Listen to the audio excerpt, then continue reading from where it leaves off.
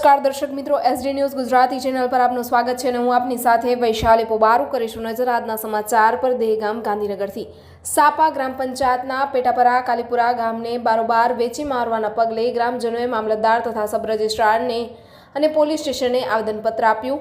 દહેગામ તાલુકામાં અવારનવાર ગામડાઓને વેચી મારવાની ઘટનાઓ સામે આવી રહી છે, ત્યારે સાપા ગ્રામ પંચાયતના પેટાપરા કાલીપુરાના સર્વે નંબર 347ની જમીન પૈકી 24 ગુંઠા જેટલી જમીન હિસ્સેદારોની જાણ બહાર બારોબાર વેચી મારવાના મામલે આજે ગ્રામજનોએ મામલતદાર તથા સબ રજિસ્ટ્રારને આવેદનપત્ર આપી આ મામલે પૂરતી ચકાસણી અને તપાસ કરવા માંગ કરી હતી. 200થી વધુ ગ્રામજનો પૈકી મહિલાઓ પણ ઉમટી પડી હતી. જમીન વેચી મારનારા ઇસમો સામે ફરિયાદ નોંધવા માટે રખિયાલ પોલીસ મથકે પણ તમામ ગ્રામજનો પહોંચ્યા હતા અને ફરિયાદ નોંધાવવા રજૂઆત હતી. જૂના પહાડિયા બાદ કાલીપુરાની 24 ગુંઠાનો મામલો પણ ગરમાયો છે.